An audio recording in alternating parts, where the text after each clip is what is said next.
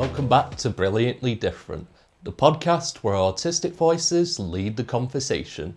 Your hosts today are Charlie and Michael.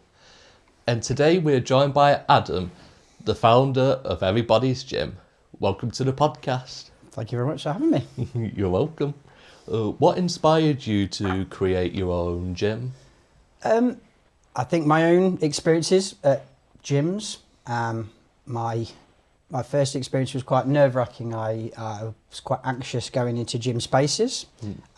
So because of that, and having trained in gyms and become a personal trainer, I knew that my goal was to open a space that was more for everyone and for people that weren't maybe as comfortable in regular gym settings. Yeah. How did you get the name Everybody's Gym? How did that come? I'd like to pretend it was a tremendously drawn out experience of lots of boards and me, but it's really just a play on words, obviously, because everybody, but then obviously because it's to do with fitness, everybody's, to make sure it's inclusive for every type of body. The gym, I think, unfortunately, is quite self-explanatory because it's a gym. I'd like to say it was a better kind of long drawn-out idea, but it was just those ideas, basically. Yeah, just a simple. Yeah, exactly. What is the motivation that makes you want to help people to get in the best physical shape they can be? I think my motivation is, I think that helping people. I think I used fitness to help with my self-esteem issues at first because I was very skinny, not very particularly happy with the way I looked. But also it then vicariously helped me with my mental health as well. So I had what I thought was just depression, anxiety at the time. But later in life realising, because I've had an ADHD diagnosis, it's probably dealing with ADHD and an autism that I have myself as well. So how kind of helping myself then gave me basically the push to then go and help other people and get them to be able to express themselves, improve their bodies as such, but I think the more important thing is improving them as a whole. So the mental side of things through increasing confidence and being able to have a space that they can take their stresses out in, but also then as a side effect of that, then gaining a better physical appearance as well. So I think physical appearance is key, but I think the overall is the key thing for me. And can fitness also help people who suffer with mental health?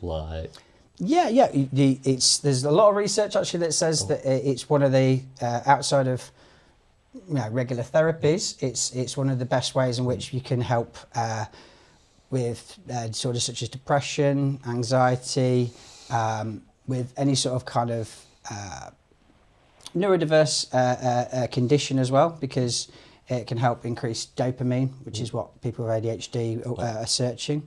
With autism, it helps with basically integration into other spaces that they would not probably normally want to go, and kind of helps with, I think, with people who maybe not suffering from mental health, but helps them have a bit more of an endorphin kind of hit that helps them feel better in general. Nice. Okay. So, how much time do you spend working out on your own physique each week? Oh, probably not as much as I should. Focusing too much on other people's, but I do on average about three sessions a week training on myself for about an hour and a half. I do.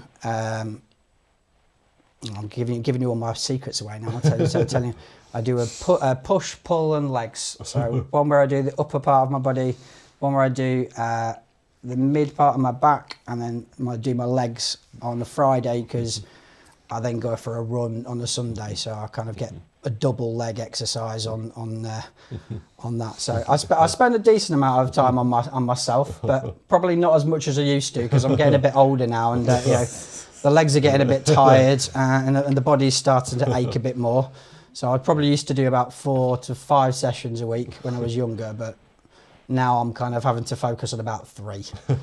Now, you'll understand when you get a bit older. Did you, when you were younger, did you ever like hope to like get like as big as like Dwayne Johnson or Arnold Schwarzenegger? Like we all wish we could get that size. Yeah, the reality is because of my genetics and other external influences, I don't think I'd ever manage to get that. But you know, I always hoped and prayed that I'd get that big. Although I've got reasonably big for my size. I started at 9.5 stone, and I think I'm about 16 stone now. So I've got bigger. But yeah, you know, unfortunately, I didn't manage to be an Arnie or Rock. My wife's a big, massive fan of Dwayne "The Rock" Johnson, so I wish I had become that. She'd be very happy with that. What advice would you give to people who feel overwhelmed at first starting out going to a gym? This is an easy plug for me. So we'll come to Everybodies Gym in Glossop because we have a gym that's designed specifically for people that way. You know, but in more simple terms, it's not giving yourself too many goals in one go. A lot of the time, people give themselves, right, I'm going to do this. I'm going to lose weight, but I'm also going to build muscle. I'm going to do this. I'm going to do this. Is the more things you give yourself to do in a session or in your gym life, the harder it's going to become. So set simple goals, and realise there's one thing that I always say is the fact that whatever you think people think of you in the gym, it's not. No one is worrying about what you're doing, so you just focus on what you're doing at the gym. And hopefully, it's easier said than done, but that's what I'd say. Well, that's good advice, though. Still, thank you. You're welcome. So when did you open the gym? So we opened the gym. It's had kind of 2 development stages. We first opened it about 2 years ago. I think that's right. 2 years ago, we had a smaller space in a place called Gladstone Street, which was an old. Which used to actually be a gym itself, but they'd separated it into smaller rooms. So we had 2 rooms in that space to start out, but we did quickly kind of outgrow the size of it because it was quite small. So within 6 months, we then moved, 6 to 8 months, we then moved to our current site, which is in Smithyfold in Glossop. And we've been there now a year and 3 months, I think. It's more of a permanent space, and it's slightly bigger. It was easier for us to kind of set the gym up, especially the way we want it to be, because the gym is designed to be small, but not too small, because we want it to be not overwhelming. So we have 2 areas. We have an upstairs and a downstairs. So upstairs is more kind of exercise equipment, it's like cross trainers and cardio, and downstairs is the more weights. But in the gym, there's never going to be more than 5 people in the gym at one time, so that no one feels overwhelmed with people in there. We also have sensory lighting, so if people have difficulty with overwhelming in terms of light sensitivity, we can subdue the lighting. And we don't have any big speaker systems. We have small speaker systems that people can play their own music, so there's not a sound stimulation. So it's designed specifically for our clientele base, and I think if we were a big gym, it wouldn't really work anyway. So that's us. What is the limit for the amount of people that you have at the gym? Well, we are going to cap our membership between. This is one of those ones where I say between, and it's going to be 2 different ones, 60 and 80, because we're tracking our membership to see, if there's ever any times that it becomes overpopulated, too many people coming at one time. But in the hour sessions we have, there's only ever, like I said, going to be 5 people in the gym at one time.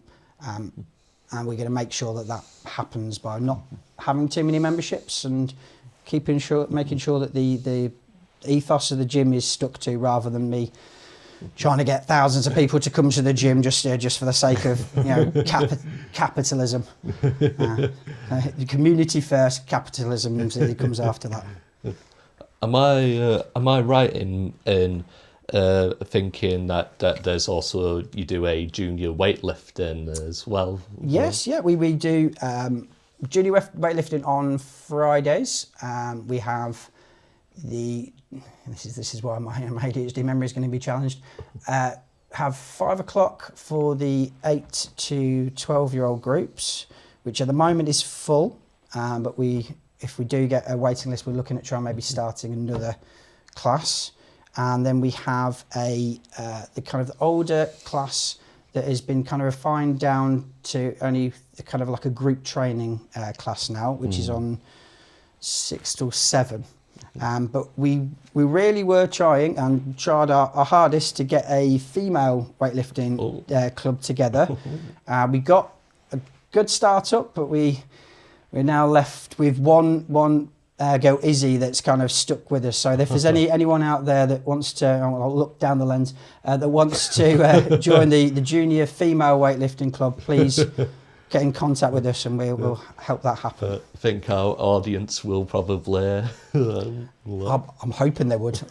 Fingers crossed. So what type of training programs do you offer? It's depending what your goals are. So I'm a big believer in not setting a specific type unless the client is looking for something specific. So if they're wanting to kind of lose weight, or if they're looking for toning, or if they're just looking for confidence, I'll fit a program for whatever they want to do. In terms of prices for one-to-one training, for example, we do a variety of prices for group training, for one-to-one training. Because they're all varied, I don't want to take up a lot of time for it to do it, but so happy to go to our website at www.everybodiesgym.co.uk. They should be able to find all of our prices on the website. That's nice, isn't it? What makes your gym very unique compared to the other gym? I think because we specialise in community, we're a gym second, a community space first. We do obviously all the things that regular gyms would do, but with more of a focus on making a space that's for everybody, rather than not that all commercial gyms are like this. Just in case I get complaints, but they're a bit elitist in terms of people that go there are maybe more confident in environments like that. We specialise for people that maybe struggle with self-esteem issues and anxiety, so that they feel more comfortable in a space. So, I'm lost in my own question now. So community and inclusivity is what makes us different, I'd say. A space for people to be who they want to be, rather than who the gym wants to turn them into. That sounds a bit aggressive, but yeah. What would you say that some people like take for granted with people who have ADHD and autism? Take for granted?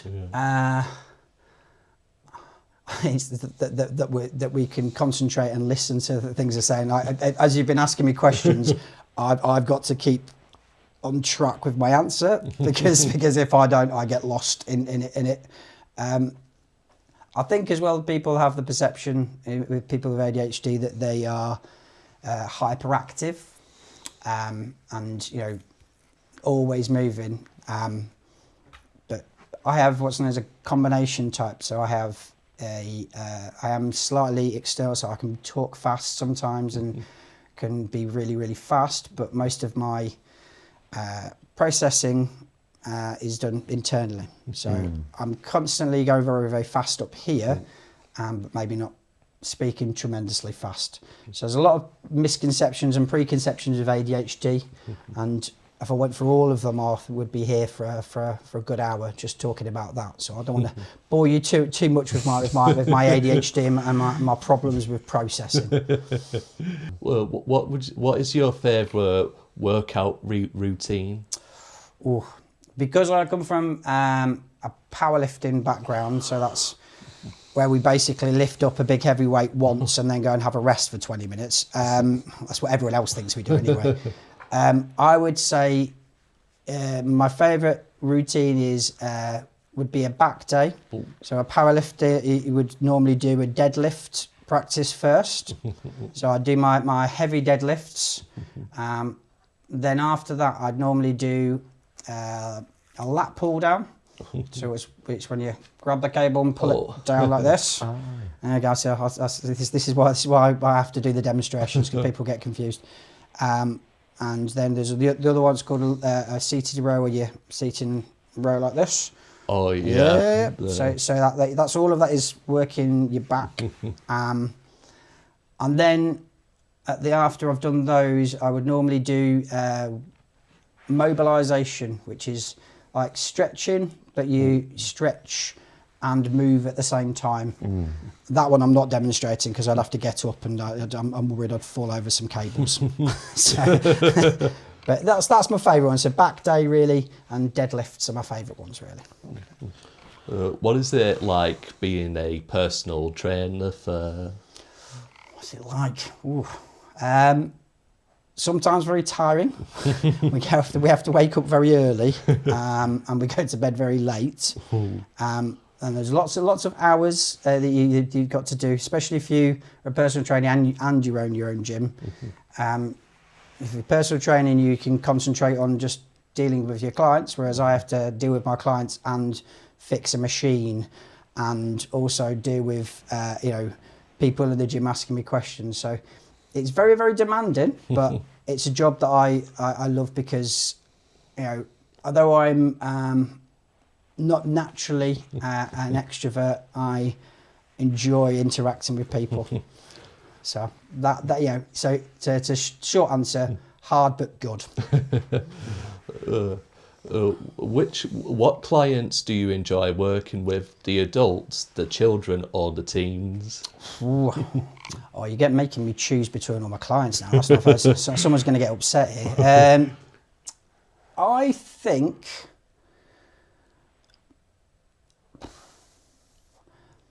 I love working with the kids and kids because it's very rewarding.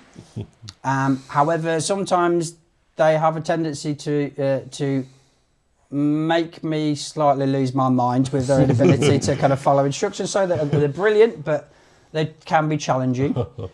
Teenagers are the same, but on the reverse, whereas they can be a little bit apathetic.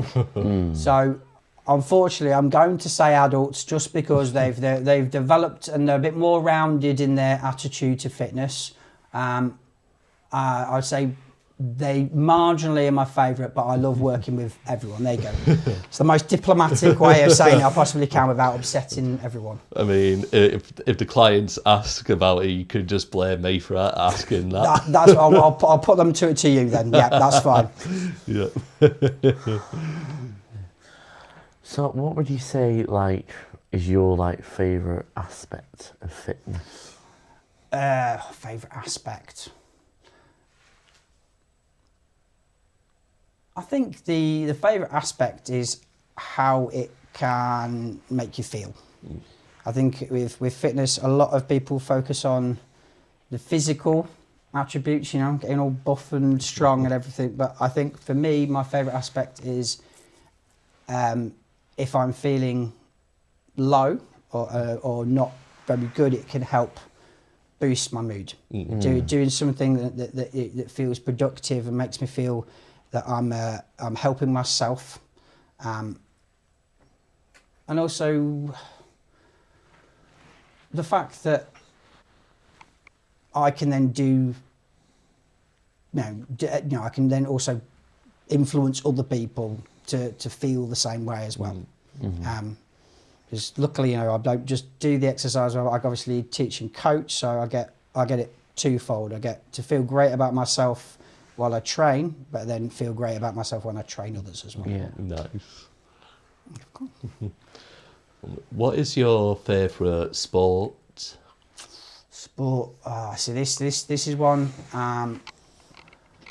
where I'm going to go very non-English here, because I love basketball. I've loved basketball since I was a teenager. I was not tremendously great at playing it, but I followed the NBA from a teenager all the way through till just recently, when it's difficult to follow the NBA when you don't have time to watch the games because you're working on everything else. But yeah, basketball. I obviously like powerlifting, because that's a sport I did compete in quite well, but it's not the easiest to watch because there's not many places you can watch it.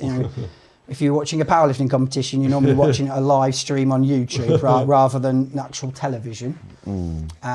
I do like football, but it depends what you consider football, because I'm a Grimsby Town fan, and they're not a tremendously successful football team. So unlike the people who support Man City, Man United and stuff, who have a little bit more of a fun time watching football, I watch Grimsby Town lose quite a lot. Although we had a good season last season, so I do like football, but I'm not.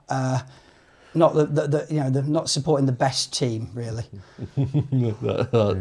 Oh well. Yeah, exactly. My grandma made me do it, so she forced me into supporting them. So I'm gonna, if I don't want to upset her, she's no longer with us. I don't want to be turning a grave bird supporting a different team now. Was that her favourite? Oh yeah, she was she was actually a member of the supporters club. She was known affectionately as Grandma by the players. She used to get a kind of a Christmas card every year from them.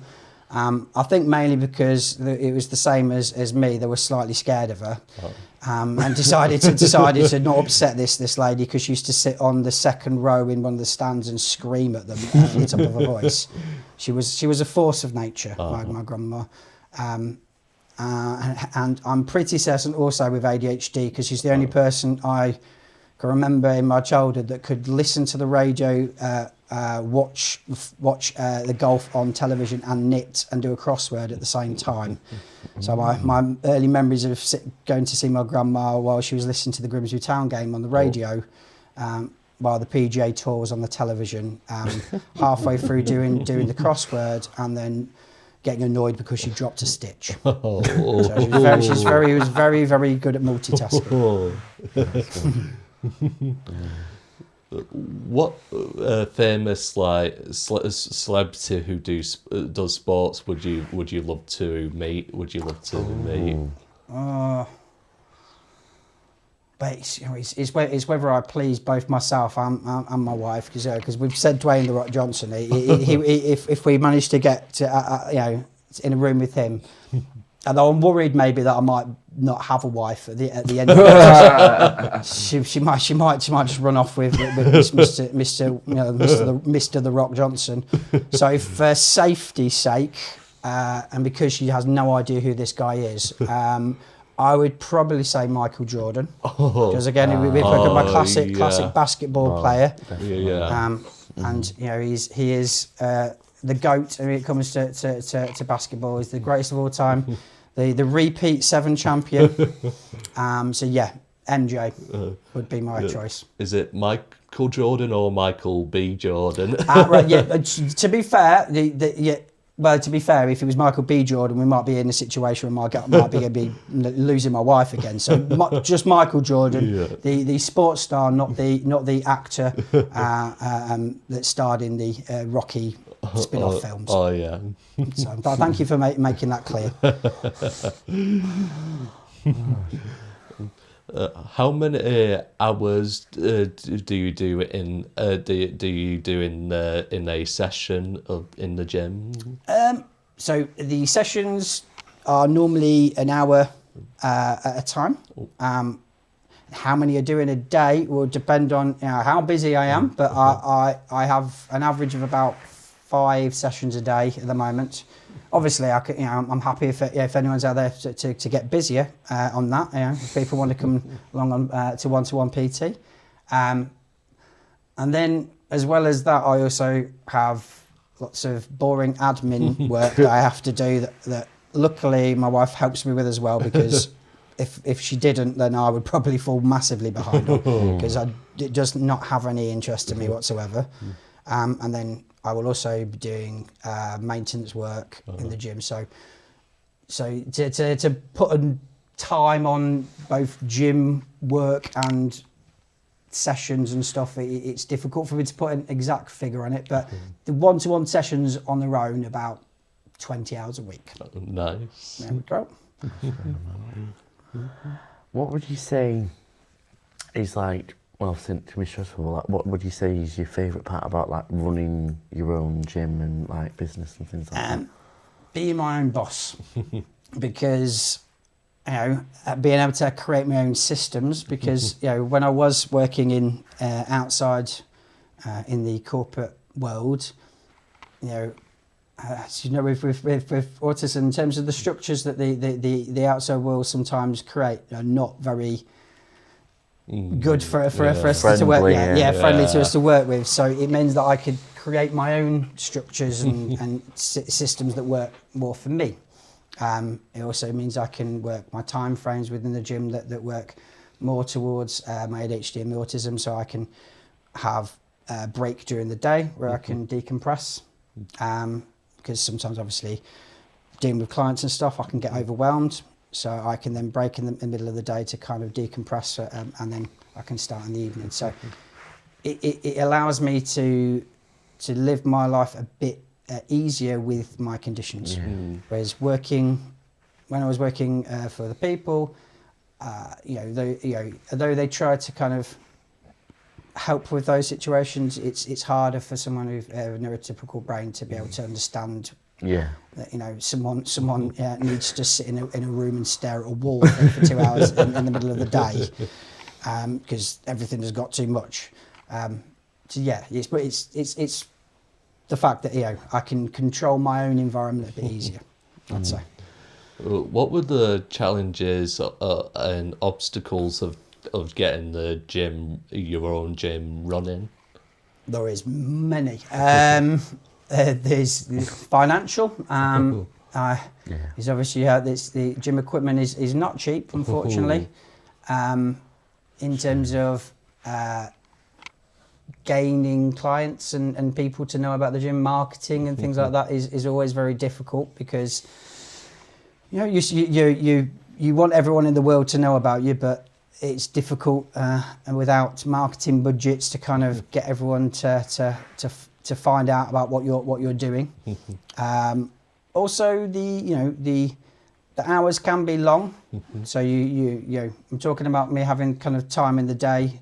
When I first started the gym, I probably didn't have time to decompress, because I had to then do more work to kind of get everything moving. But now we're a little bit better state. I can then have a bit more time during the day. So the answer really is, what are the pressures? There's loads, but it's also very rewarding at the same time. There's a quote of someone that says that I left a job at 9 to 5 to have a better life, and I now work 24/7 for myself. So it's you get the benefits of working for yourself and structure everything, but you sometimes have to work a little bit harder because you don't have help of anyone else. Nice. So how old were you when you were diagnosed with autism and ADHD? It's been quite recently for myself. This is what I'm going to have to. I was about 38. About 38, 39 for ADHD, and then probably maybe a year, 2 years or so after that for kind of autism. Because with ADHD, there's normally what's known as a comorbidity, another diagnosis that kind of sits alongside it. And I was going to a therapist and a psychologist, and I started talking about my problems with ADHD, and then they said, "So that also might be autism as well as ADHD." It's one of the things you're talking about there, and not just ADHD; those are autistic problems as well. So, I found out that was my comorbidity. But yeah, I unfortunately didn't get diagnosed till quite late.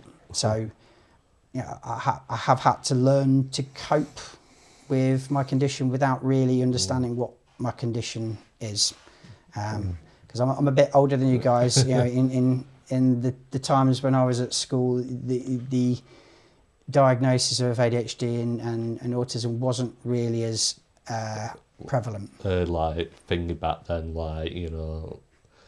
although how did it feel to finally be diagnosed? It was good. It gave me a bit of clarity in terms of why. Because I thought everyone's brain was like this. Like you don't have an understanding, unless you go around to people and go, what's your brain thinking about now? You think your brain is just normal, but you just can't do things the way everyone else does. So it gave me a little bit of clarity and maybe a little bit more of to not be so hard on myself, because I have something that makes life living in a neurotypical world a little bit more difficult.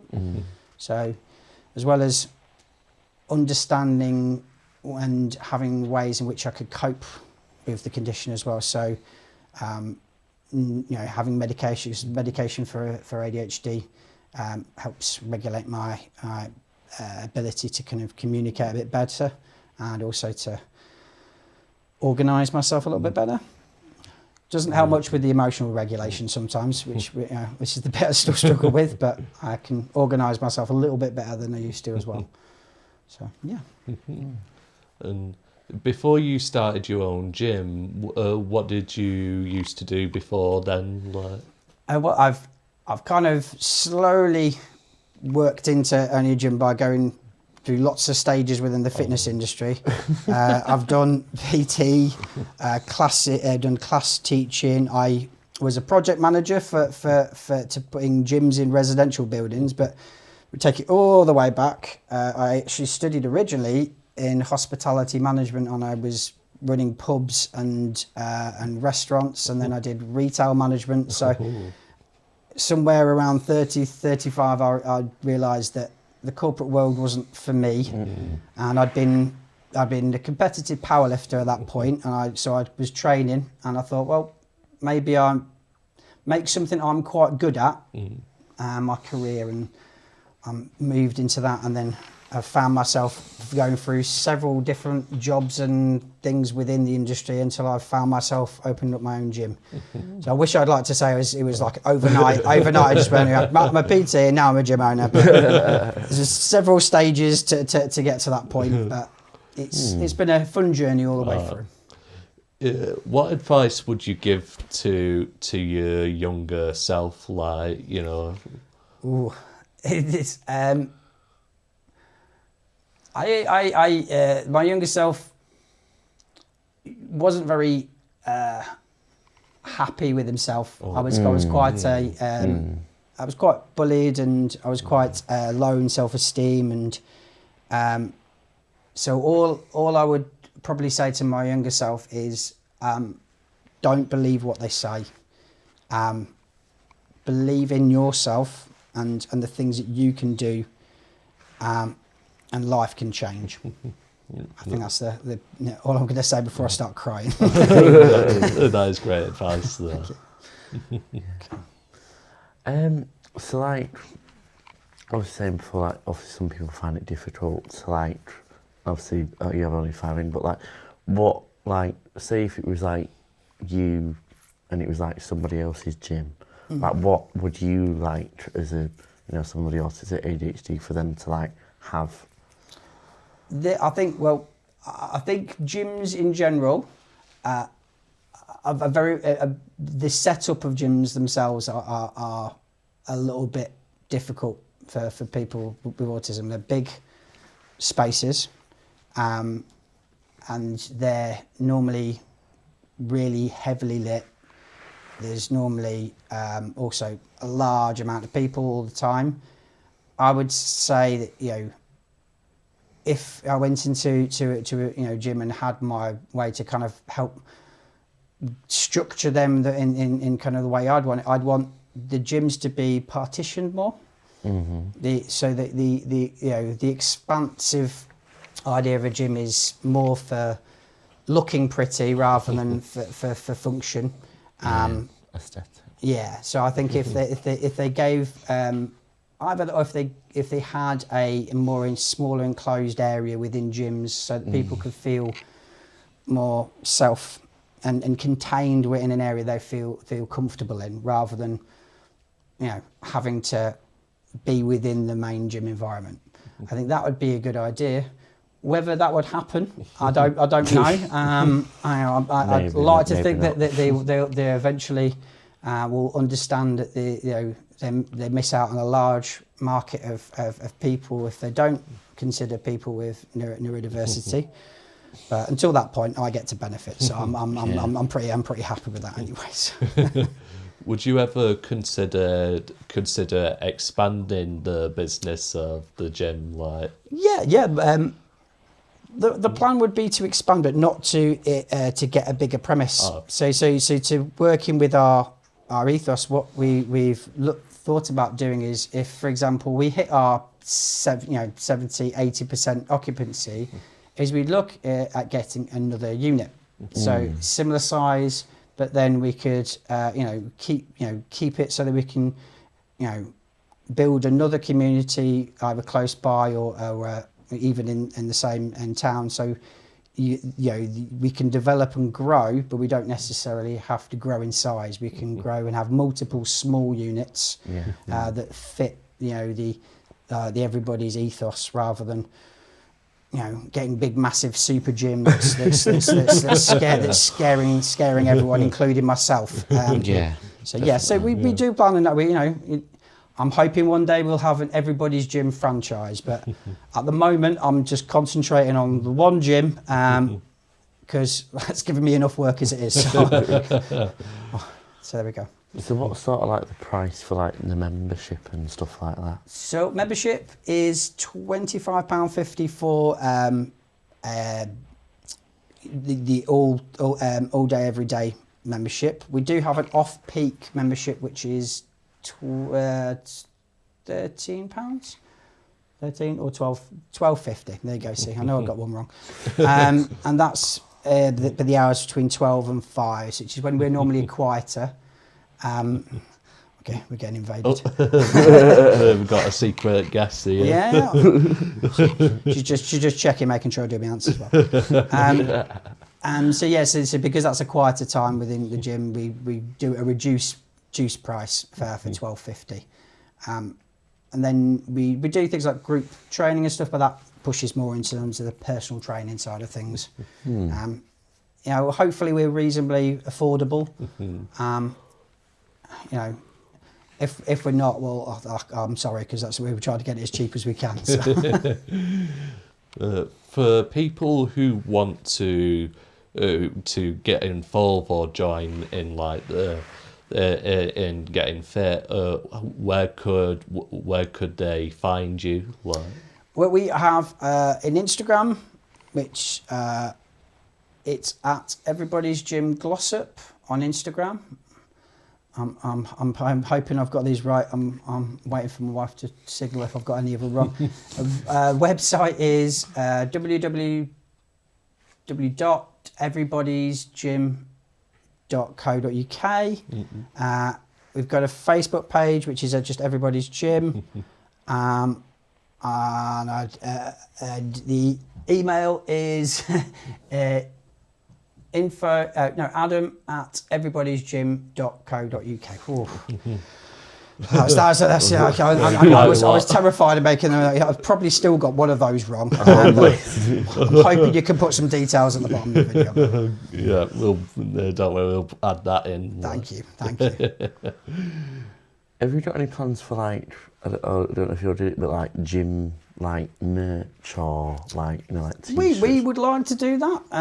We're happy to kind of look at that for the future. I think at the moment, because we're concentrating on the gym environment first, that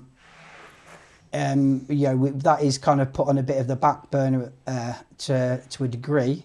But I've always had a plan of doing gym t-shirts with some of my favourite sayings on them, because I'm a little bit of a creature of habit.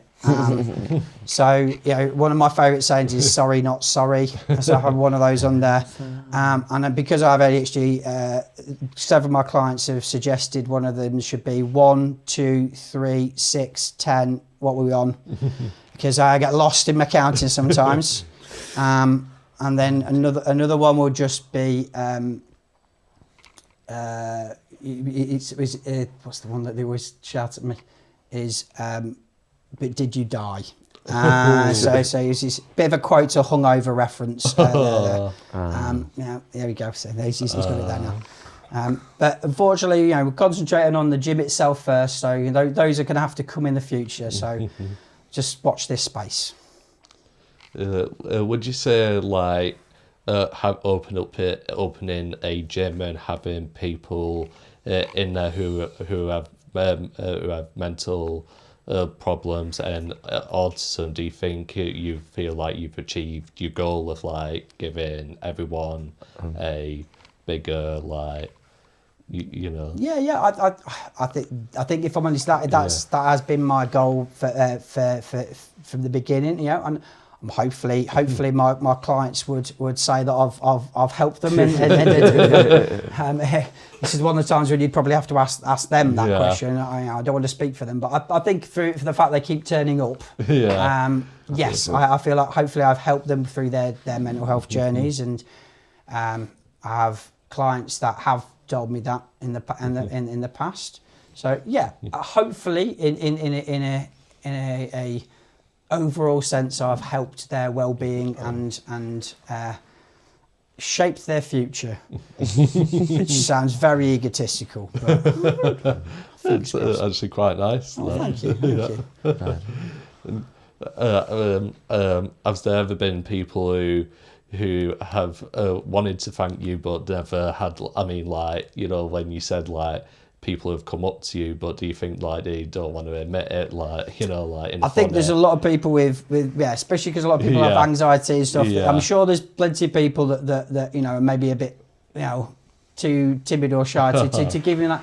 Hence the reason I feel like I can't say completely with certainty, because sometimes it's the only way you can really see that they're happy and content is the fact they keep coming back. I think if that happens, then whether it's said or not, that you've achieved something and helped someone. Most definitely. So what would you say is like your what would you say where would you like to see like the gym in say 5 years? Really, in reality, or my big dream would be 5 years. I'd have a massive franchise. Pure Gym will have bought it out. They've seen the goal in it. They'd then put it into hotels, into residential buildings, and I have a big, massive conglomerate corporation which I could retire comfortably. But that's mainly the ADHD blue sky thinking. The reality, in 5 years, I really think I'll be happy with would be the gym being capacity full and people being happy with the facility we've got, and maybe thinking about opening another facility. Obviously the first one would be great, but also I've got to think reality-wise that might not happen. You know? Yeah. Yeah, you never know. And hopefully hopefully a competition doesn't build a gym next to yours. Imagine. Well, that's true. That's true. I've got to be careful. I don't give too many secrets out on this podcast, and just in case they steal my secrets. Okay, still people who are watching are like. Yeah. So if you are watching, please do not take. I'll trademark these secrets. Thank you. Is there anything you guys wanted to ask me personally that you know? Let's see. I'm putting you on the spot. The switcheroo, like from Yeah, horse exactly. to- I'm trying to push you out of your comfort zone. Okay. You don't have to answer if you don't want to. I didn't, right, for me personally, like with like anything, like obviously you were saying, I think it's good what you're doing with like gyms, but I've just like always had, I don't know, like, I think like with anything like physical sports, whatever, like especially like when you're in school, and like for me personally, when I was in school, as well as my like obviously autism and stuff, but I also like low muscle tone dyspraxia, so like that used to really like. Well, it didn't really. Well, obviously, it does affect my life, things like speed, and obviously, like say we did like cross country, whatever, and so I always sort of been a bit wary of gyms anyway.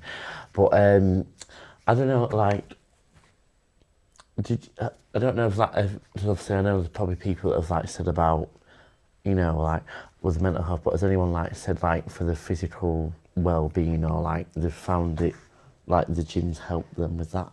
Yeah, well, I think, well, for a start, talking about your dyspraxia, I also have dyspraxia as well. So when I do coach people, I, you know, whether they have dyspraxia or not, I actually break every movement down that we do in the gym into stages, so that you know, because the reality is if they do have dyspraxia, it will help them learn the techniques better. Yeah. If they don't have dyspraxia, then they get a really detailed breakdown of how to do an exercise. Yeah. So yeah, I think you know, were you talking about there in terms of sports? I didn't have a great time in sports at school, which is why I originally didn't go into sports and stuff, because I had a terrible games teacher who wasn't particularly very nice to me. And you know, and yeah, see, I knew I'd find some ground on that one. So you know, and I think because with sports and stuff at school, you're pushed more in terms of team activities. So with my autism, I struggled with interaction in terms of sport, communication, and stuff. So I think sports in schools really actually is the problem why a lot of people don't go into gym environment, because they're put off doing any sort of exercise at school because it's very limited in terms of what you can do. Most things are team sports, or they're at least related to a competitive nature, which isn't necessarily something that people with autism, ADHD will drive towards. So I think the way I've helped is by hopefully making it more about people's goals themselves, rather than going, right, here is a physical activity that everyone does. Because you know, myself, you know, I don't enjoy a lot of the things in terms of fitness, but I found certain things that I did. So I try to guide people that have similar sort of mindset to myself into sports and things that will fit them more specifically.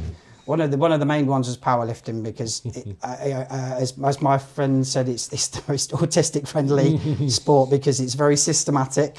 It has a lot of structure to it, so it's something that will be more familiar with people with autism, rather than, right, you're going to do you know, CrossFit and make you do lots of weird exercises that make no sense to you, and also will not exactly help your dyspraxia.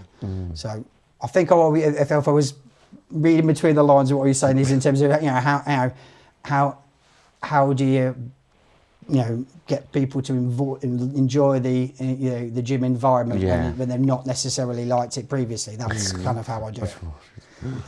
I know no one likes cross country. I was a long distance runner, and I still didn't like cross country. No, because I think it's always been like, especially for me, it was. I mean, I think like stuff like we did, obviously like performing arts. It was that obviously there's still some of that like fitness element there, but it was actually like a lot easier to do than like sport.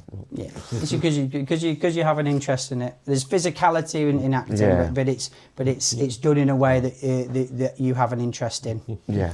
Yeah, so so that's kind of how I see with the gym. We, instead of me going, you're going to do this, I go, right, what do you find interesting doing? And we find Yes. a fitness related activity that, you know. So say for example you liked acting, we would do you know, one of the main things of acting is also, fortunately, there's dance and movement. So we'd find out things that were related to that. I'm guessing you don't like that bit about the stagecraft then. No, I do like it. Cause like when we were in, cause like I was always, I don't know, cause I was like, obviously, well, you did it with like dyspraxia, you know, you slower moves than everyone else. And I was like, you say they have to break it down, because even then with autism as well, cause like sometimes if you don't say something specific, I'm like, what are you talking? Okay. Yeah. And that's what you need. You need I think that's the thing that like within sport, is like even like with like, or like especially with gyms, you don't always might not know like what's the best like routine or you know like exercise like plan for you. Yeah. That's what I think with your, and obviously it's only like 5 people at a time. You can get like a better, like you can like learn off other people if you want to. Well, we also have we have an app, and in the app there's lots of training plans that are already on there, and on it there's like a digital guide that shows you how to do it. So instead of instead of it saying shoulder press and you go, what the hell's a shoulder press? So I'm going to click then. The graphics are not exactly great, so he's a very jerky guy showing you how to do it. But you then have something, so you're not then left to just try and guess what it is. It also and it's the reason why I picked the software, because I looked at it and went, this makes sense to me. It's easy to use, and that's why everything I've tried to pick, I've tried to find the way in which, as you said, communication is key. The way it can be communicated simply and efficiently, rather than a lot of the times you get programs from PTs. They give you a list of all the activities. They've shown you once, and then you've got to try and remember what you've got to do. And that, I don't want everyone to be left guessing, basically. Yeah. There we go. Yeah. I think that's all the time we've got. We could, unfortunately, because we could have still continued. But, yeah, sorry, I'll talk too much. Oh no, it's been great having you here. It's a really great thing what you're doing, and thank you. Hopefully it keeps progressing, to a bigger Thank you. I hope so too. Thanks for listening to Brilliantly Different. Today we spoke with the founder of Everybodies Gym. Please share this episode. Details are in the description. And remember, stay brilliantly different. Bye.